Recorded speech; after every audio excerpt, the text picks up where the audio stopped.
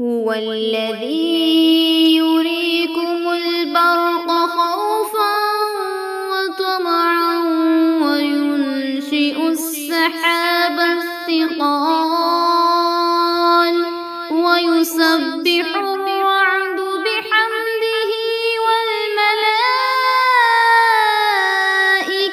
من خيفته ويرسل الصواعق فيصيب بها من يشاء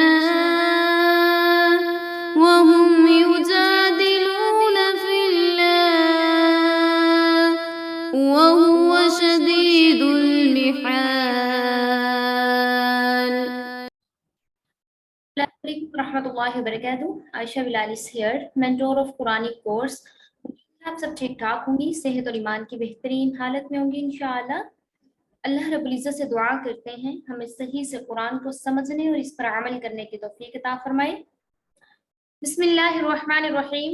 ربی اشرح لی صدری ویسر لی امری واحلل عقدۃ من لسانی یفقهوا قولی، آمین آمین آمین۔ ان شر الدواب، بے شک بدترین جانور، عند اللہ اللہ کے نزدیک وہ ہیں، الذین جنہوں نے کافروا کفر کیا، فہم سو وہ نہیں، لا یؤمنون ایمان لاتے۔ اللہ تعالیٰ کے نزدیک سب سے بدترین جانور وہ لوگ ہیں جو کافر ہیں۔ کافر کا مطلب کیا ہوتا ہے؟ انکار کرنے والا، جو کافر ہیں، جو ایمان نہیں لاتے۔ الذین، اور وہ لوگ جو عاہدت، تم نے معاہدہ کیا ان سے، منہم ان سے، ثم پھر ینقضون توڑ دیتے ہیں، عہدہم اپنا معاہدہ، فی کلی مرۃ ہر بار، وہم لا یتقون اور وہ نہیں ڈرتے۔ فاما پس اگر تثقفنہم آپ پائیں انہیں، فی الحرب جنگ میں، فشرد بہم تو بھگا دیجئے انہیں ان کے ذریعے، من جو کہ خلفہم ان کے پیچھے ہیں، لعلہم یذکرون وہ عبرت نہیں پکڑیں گے۔ وَإِمَّا تَخَافَنَّ اگر آپ کو خوف ہو، من قوم کسی قوم کا، خیانتاً خیانت کریں گے، فَانبِذْ تو پھینک دیجئے، الیہم ان کی طرف، علی سواء برابری، ان اللہ لا يحب الخائنین بلا شبہ اللہ تعالیٰ دغا بازی کو، خائن کو پسند نہیں کرتے۔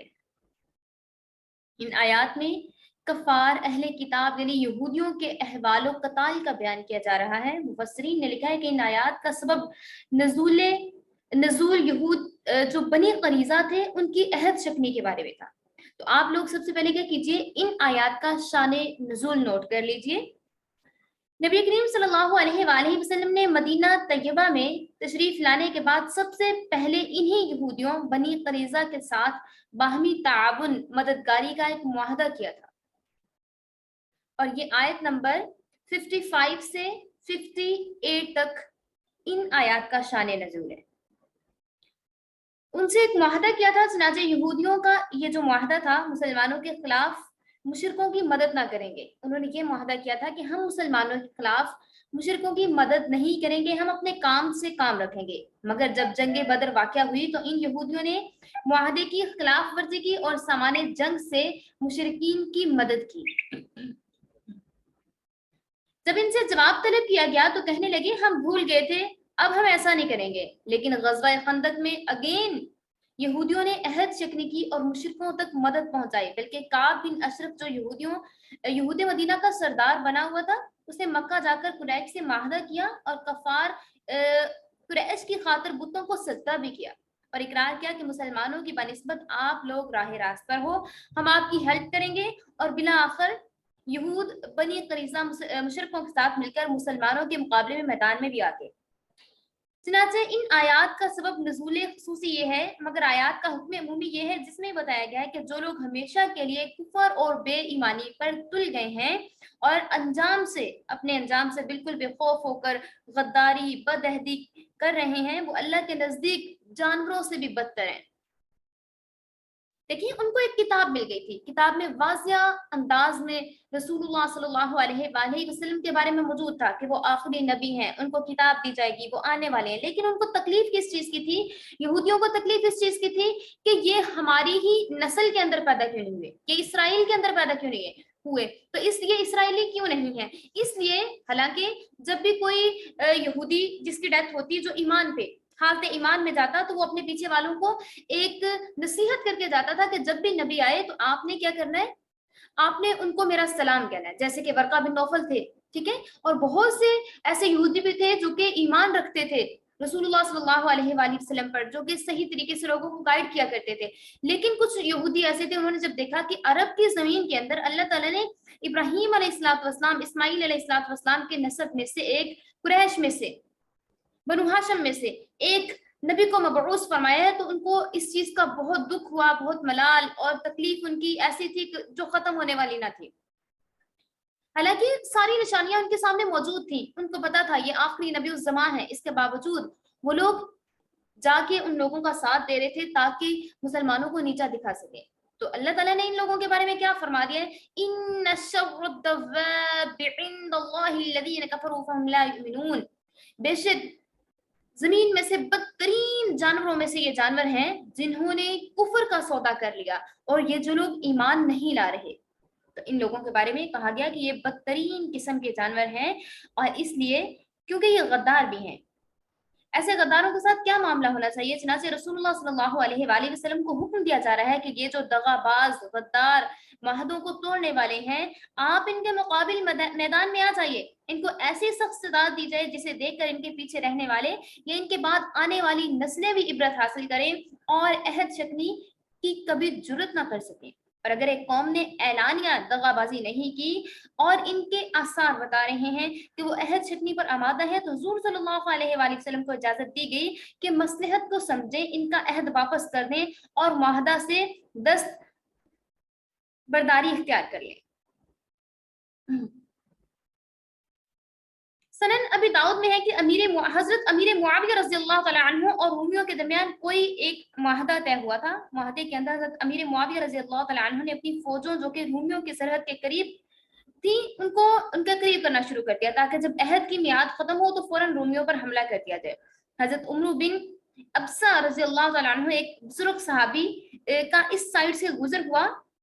اس ماجرے کو دیکھ کے فرمایا اللہ اکبر اللہ اکبر، وفا لا غدر، یعنی وفا چاہیے، عہد شکنی نہیں. اور فرمایا کہ میں نے رسول اللہ صلی اللہ علیہ وآلہ وسلم سے سنا ہے کہ جب کسی قوم سے معاہدہ ہو تو اس کی کوئی گرہ نہ کھولی جائے اور نہ ہی باندھی جائے یہاں تک کہ معاہدہ کی مدت پوری ہو جائے یا برابری کی حالت میں ان کے عہد کو ان کی طرف پھینک دیا جائے. سو حضرت امیر معاویہ رضی اللہ تعالیٰ عنہ نے جب یہ بات سنی تو بغیر لڑے اپنے ملک میں واپس آ گئے. تو برابری کی حالت میں عہد پھینکنا اس وقت ہے جب علامات سے یہ محسوس ہو کہ عہد شکنی کرنے والے جو ہیں وہ آپ کے ساتھ ملنے والے نہیں ہیں، تو پھر آپ عہد کو توڑ دیجئے. تو اس کے علاوہ یہ کہ اگر وہ لوگ عہد شکنی کرتے ہیں، معاہدے کو توڑ دیتے ہیں، جیسا کہ قریش نے کیا تھا جب صلح حدیبیہ کو توڑا تھا، تو رسول اللہ صلی اللہ علیہ وآلہ وسلم کو اللہ تعالیٰ نے حکم دیا کہ آپ بغیر اطلاع کے قریش پر حملہ کر سکتے ہیں، اور آپ نے قریش پر حملہ کیا، مکہ کو فتح کر لیا تھا. وَلَا يَحْسَبَنَّ الَّذِينَ كَفَرُوا سَبَقُوا إِنَّهُمْ لَا يُعْجِزُونَ، اور کافر لوگ اپنے آپ کو یہ خیال نہ کریں کہ وہ بچ گئے، یقیناً وہ لوگ عاجز نہیں کر سکتے اللہ تعالیٰ کو.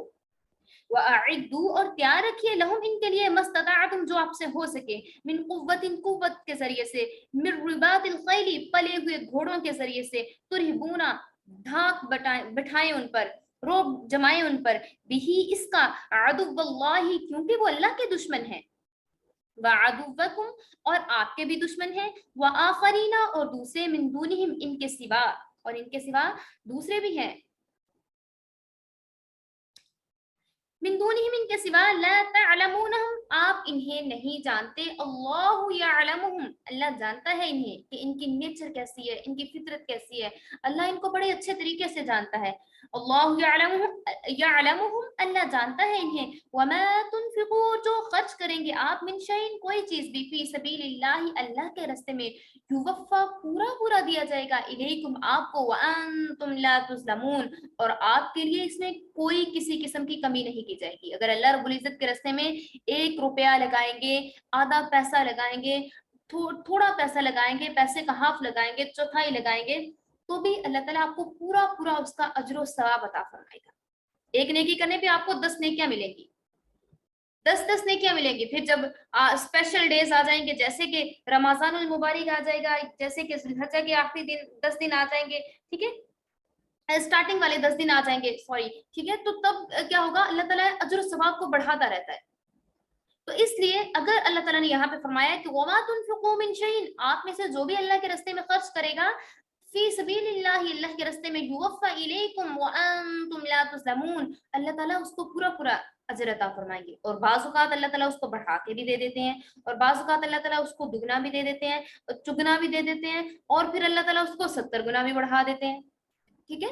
तो यहाँ पे इन आयात में बयान किया जा रहा है कि खुदा पर भरोसा करने का मतलब ये नहीं कि असबाब, जो जरूरी असबाब हैं उनको तर्क कर दिया जाए। आपके पास जरूरी असबाब भी होने चाहिए, जैसे कि वअइदू, तैयार रखिए। जब आपकी जंग हो या फिर आपकी लड़ाई हो मुशरिकीन के साथ, तो आपके पास अपना सामान मौजूद होना चाहिए। ग़ज़वा बदर में अल्लाह ताला ने अगर मुसलमानों की मदद फरमा दी, नेक्स्ट उनको तैयारी करने का हुक्म दिया जा रहा है कि कोई भी मैदान है, कामयाबी के लिए आपको अपनी पूरी तैयारी रखनी है।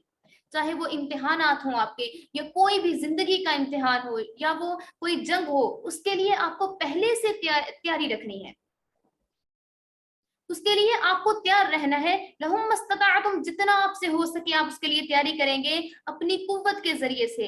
और अगर मैदान जंग है तो आप पले हुए घोड़ों के जरिए से तैयारी करेंगे, क्योंकि आपने धाक बिठानी है उन लोगों पे भी, और उनको भी पता होना चाहिए कि आपके पास भी काफी सामान मौजूद है जंग का, ताकि उन लोगों की हिम्मत ना हो सके कि वो आप पर हमला कर सके। तो अल्लाह ताला ने एटमी ताकत बनाया है पाकिस्तान को, और ये एक बहुत बड़ी अल्लाह ताला की तरफ से नेमत अता की गई है कि इस्लामी सल्तनत है, और इसको अल्लाह ताला ने एक एटमी ताकत बना दी है। तो क्योंकि कुरान पाक में कहा गया है वअइदू लहुम मस्तताअतुम, कि जो नॉन मुस्लिम हैं, जो आप पे हमला करना चाहते हैं, या फिर जो ऐसे लोग हैं जो आपके दुश्मन हैं, दुश्मनों से बचने के लिए, एनिमीज से बचने के लिए आपको तैयारी रखनी है। आपको चाहे आपकी लड़ाई हो या ना हो, लेकिन आपके पास सामान मौजूद होना चाहिए। जब आपके पास लड़ाई के लिए सामान मौजूद होगा, जब उन लोगों को पता होगा कि इन लोगों के पास इतना सामान मौजूद है, इन लोगों के पास तरह तरह के हथियार मौजूद हैं, इनके पास तरह तरह के एटमी ताकत ये बन चुका है, तो इनके पास तरह तरह के हथियार मौजूद हैं, तो किसी की जरूरत नहीं होगी कि वो आपकी तरफ मैली आंख से भी देख सके। तो अल्लाह ताला ने मुसलमानों पे, स्पेशली पाकिस्तानियों पे इतना बड़ा करम किया। अल्लाह ताला डॉक्टर अब्दुल कदीर खान की कब्र पे करोड़हा रहमतें और बरकतें नाजिल फरमाए। उन्होंने इतना हम पे एहसान कर दिया, और कि उन्होंने पाकिस्तान को एटमी ताकत बना दिया। बनाया अल्लाह ताला की मदद से, बना तो अल्लाह की मदद से, लेकिन वो क्या थे, वो एक वसीला बन गए, वो एक जरिया बन गए, वो एक जरिया बन गए, और उन्होंने पाकिस्तान को एटमी ताकत बना दिया, लेकिन हम लोगों ने उनकी कदर ही ना की। तो क्या कहा जा रहा है यहाँ पे कुरान करीम में कि आपने कोई भी मैदान है, कोई भी आपके लिए इम्तिहान है, उसके लिए आपने तैयारी पहले से रखनी है। लेकिन अल्लाह ताला जो है क्या करेगा, उसमें बरकत डाल देगा। जब आप अल्लाह का जिक्र करते रहेंगे, अल्लाह ताला को साथ साथ याद करते रहेंगे, तो अल्लाह ताला उसमें बरकत डाल देगा, लेकिन तैयारी आपको खुद से करनी है। देखिए, अगर हमारे इम्तिहानात होते हैं, हमारे एग्जाम्स हो रहे होते हैं, एग्जाम्स के लिए अगर हम पढ़ेंगे नहीं, बुक बंद रखेंगे और करेंगे कि हम बिस्मिल्लाह पढ़ते रहते हैं, अल्लाह अकबर पढ़ते रहते हैं, और पेपर जो है उसमें अल्लाह अकबर लिख देंगे, बिस्मिल्लाह लिख देंगे, तो अल्लाह अकबर बिस्मिल्लाह लिखने से अगर चेकर आपका नॉन मुस्लिम हुआ तो क्या होगा? अगर चेकर मुस्लिम भी है, उसने जवाब तो देना है अल्लाह ताला को, जो चीज उसने आपसे रिक्वायर्ड की गई, अगर आप वो नहीं लिखते, आप उसके अंदर कुछ और लिखना शुरू कर देते हैं, तब भी आपको मार्क्स नहीं मिलेंगे, वो आपको फेल ही करेंगे, ठीक है ना। तो इसलिए कामयाबी के लिए जरूरी है कि आप उसके असबाब की तरफ भी मतवज्जा हो, उनके असबाब, उनकी तैयारी कीजिए। उसके लिए जब आप तैयारी करेंगे तो ही आपके लिए कामयाबी मुमकिन हो सकती है, जैसे कि जंग के लिए कहा जा रहा है।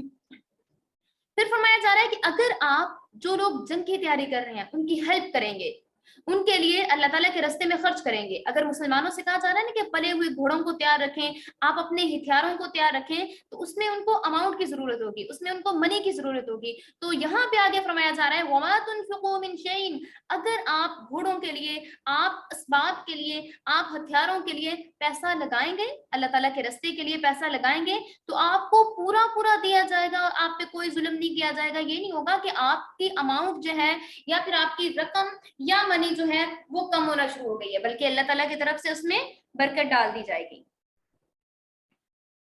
मुसलमानों से कहा जा रहा है कि सवारी के लिए अपने घोड़े, तमाम असलहा, आलात और तमाम और जरूरी जो तरबियत है उसको भी हासिल करें ताकि दुश्मन के मुकाबले में आपके काम आए। और जंगी साजो सामान काफरों पर रोब और धाक बचाने के लिए है ताकि काफिर जो है इससे मरूब हो जाएं और वो आप पर पहले हमला करने की जुर्रत न कर सकें।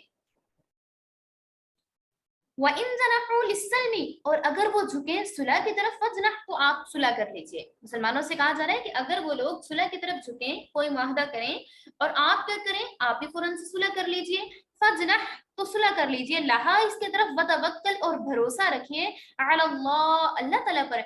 इन्नहु, बेशक वो हुवा समीउ, सुनने वाला, अलीम, जानने वाला है। और अगर वो लोग काफिर लोग मुशरिकीन सुलह की तरफ झुके तो आप भी झुक जाइए और अल्लाह पर भरोसा रखिए, बिला शुबा वो खूब सुनने वाला, खूब जानने वाला है। वरीदू, और अगर यखदाऊका, वो आपको धोखा देते हैं, अगर वो आपको धोखा दे रहे हैं, फ़इन्न हस्बकल्लाह, तो बेशक काफी है आपके लिए अल्लाह, हुवल्लज़ी, वो जिसने अय्यदा का आपको दिया, बिनस्रिही, अपनी मदद से, बिलमुमिनीन, और मुसलमानों के लिए। और अगर वो लोग आपको धोखा देना चाहते हैं तो अल्लाह ताला आपके लिए काफी है, और वो वही है जिसने आपको अपनी मदद से और मुसलमानों को कुव्वत से, कामयाबियों से नवाजा। बिनस्री ही, अपनी मदद से आप लोगों की बड़े अच्छे तरीके से अल्लाह ताला ने आप लोगों की हेल्प की। वअल्लफ़ बैन कुलूबिकुम, और इनके दिलों में अल्लाह ताला ने उल्फत डाल दी। लो अनफक्ता, अगर आप खर्च करते हैं, मा फिल अर्ज़ि जमीआ, जो जमीन में है सब का सब, मा अल्लफ़ता, तो ना डाल सकते थे, बैन कुलूबिकुम, आपके दिलों में, कुलूबिहिम, इनके दिलों में, वलाकिन अल्लाह, और लेकिन अल्लाह, अल्लफ़ा, डाल देता है, बैनहुम, इनके दरमियान, इन्नहु अज़ीज़ुन हकीम, बेशक वो गालिब और हिकमत वाला है। और अल्लाह ने क्या किया है, अल्लाह ने इनके दिलों में इत्तेफाक पैदा कर दिया, मोहब्बत एक दूसरे की पैदा कर दी। आप दुनिया भर का माल खर्च करते हैं तब भी इनके दिलों में आप मोहब्बत पैदा नहीं कर सकते, लेकिन अल्लाह ही है जिसने मुसलमानों की आपस में मोहब्बत को पैदा कर दिया है, बेशक वो जबरदस्त हिकमत वाला है। या अय्युहन नबिय्यु, ए नबी सल्लल्लाहु अलैहि वसल्लम, हस्बुकल्लाह, काफी है आपके लिए अल्लाह ताला, वमन इत्तबअका, और जो पैरोकार हैं आपके, जो आपके फॉलोअर्स हैं, जो मुस्लिम हैं आपके, वो भी आपके लिए काफी हैं, मिनल मुमिनीन, जो के मोमिनीन हैं।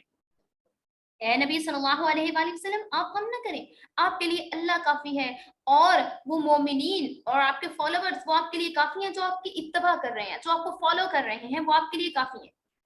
इन आयात में सुलह के अहकामात बयान फरमाए जा रहे हैं और रसूलुल्लाह सल्लल्लाहु अलैहि वसल्लम को मुखातिब करके इरशाद बारी ताला होता है कि अगर कफार सुलह की तरफ झुकें, माइल हों, तो आप सल्लल्लाहु अलैहि वसल्लम भी सुलह का हाथ बढ़ा दें, क्योंकि जहाद से मकसद ये नहीं है कि खून रेजी पैदा की जाए, बल्कि क्या है कि अल्लाह का नाम लेने वाले दुनिया में पैदा हो जाएं और अल्लाह ताला के नाम को हमेशा बुलंद रखें। और अगर ये एक मुआहदे के जरिए से या बगैर जंग के भी पॉसिबल है तो आप उनकी तरफ सुलह के लिए झुक जाइए, लेकिन आपने अपने साजो सामान को तैयार रखना है। अगर वो लोग आपको धोखा देने के लिए सुलह करना चाहते हैं तो आप इनके धोखे में ना आइए, आप अपना साजो सामान दुरुस्त कीजिए, जंगी कुव्वत को बढ़ा लीजिए, आप कुछ परवाह ना कीजिए, अल्लाह पर भरोसा रखिए। अल्लाह ताला इनकी नीयतों को भी जानता है और इनकी अंदरूनी साजिशों को भी जानता है, इनके मशवरों को भी जानता है और सुनता है।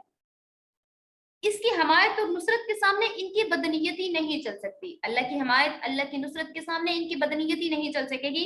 आप सल्लल्लाहु अलैहि वसल्लम से और मुसलमानों से फरमाया जा रहा है, आप अपनी नीयत को साफ रखिए, और अगर सुलह करके वो लोग यानी कफार दगाबाजी, अहद शकनी का इरादा कर लें तो फिक्र न कीजिए, अल्लाह आपकी मदद के लिए काफी है। इन सब के जो फरेब हैं, इनको अल्लाह ताला जाया कर देगा। उसी अल्लाह ने बदर में आप सल्लल्लाहु अलैहि वसल्लम की गैबी इमदाद फरमाई है और ज़ाहरी तौर पर भी जान निसार और सरफरोश मुसलमानों से आप सल्लल्लाहु अलैहि वसल्लम की इत्तबा करवाई है, और मोमिनीन के दिल एक दूसरे के साथ जोड़ दिए हैं। मुसलमान एक दूसरे के साथ मोहब्बत रखते हैं, मुसलमान एक दूसरे के साथ भाईचारे के साथ रहते हैं। पहले मुसलमान एक दूसरे के दुश्मन थे, कबीलों के कबीले एक दूसरे से लड़ते थे। मुसलमान, अगर एक कबीले की किसी दूसरे से लड़ाई हो जाती तो वो सालों साल चला करती, वो कई बरस गुजर जाते, लड़ाई चला करती। लेकिन जैसे ही अल्लाह ताला ने इसमें भाईचारे और उल्फत को डाल दिया, जैसे इस्लाम आया तो मोहब्बत और उल्फत अल्लाह ताला की तरफ से डाल दी गई। अल्लाह ताला ने ईमान लाने वाले अहले अरब के दरमियान मोहब्बत को पैदा कर दिया। इस्लाम से पहले अरब में क्या था, जिदाल, कताल, کے بازار گرم ہوا کرتے تھے. چھوٹی چھوٹی باتوں پر قبیلے آپس میں ٹکراتے رہتے تھے, اور جب یہ دو جماعتوں میں لڑائی شروع ہو جاتی تو صدیوں تک اس کی آگ ٹھنڈی نہ ہوتی تھی. مدینہ کے دو زبردست قبیلوں اوس اور خزرج کی جو عداوت تھی اور ان کا بغض تھا, اس کا سلسلہ کبھی بھی ختم نہیں ہوا تھا. کئی صدیاں گزر چکی تھیں اور یہ سلسلہ کبھی ختم نہ ہوا تھا. جب ایک خاندان ختم ہوتا دوسرے کو بتاتا کہ یہ آپ کا بچہ پیدا ہوتا تو اس کو بتا دیا جاتا, تھوڑا سا بولنا شروع ہوتا تو اس کو بتا دیا جاتا کہ یہ آپ کے دشمن ہیں, ان سے دشمنی رکھنی ہے.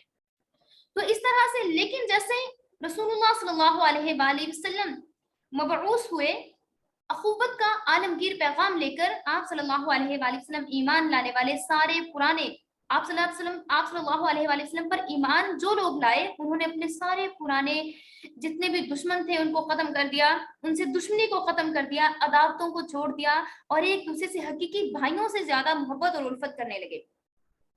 اور سب کی الفتوں کا اجتماعی مرکز رسول اللہ صلی اللہ علیہ وآلہ وسلم کی ذات مبارکہ ہو گئی.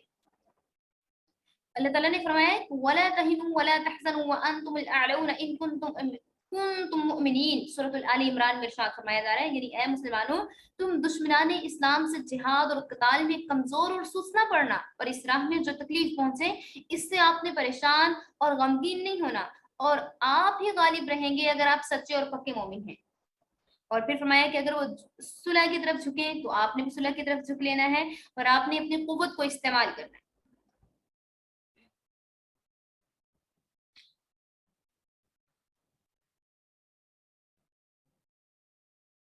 اللہ تعالیٰ سے دعا کرتے ہیں کہ یا اللہ تمام مومنوں کے دلوں کو آپس میں جوڑ دے, اور ہم میں باہم اخلاص اور محبت پیدا فرما دے, اور مسلمانوں کے آپس کے اختلافات اور تفرقہ بازی کو اپنی رحمت سے دور فرما دے.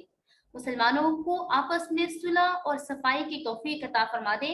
یا اللہ ہم آپ سے دعا کرتے ہیں, آپ نے نعمت پر نعمت عطا کی ہمیں اور اس قوت سے, لیکن آپ کی دی ہوئی قوت کو ہم نے آپ ہی کی نافرمانی میں خرچ کیا, ہمیں معاف فرما دیجیے.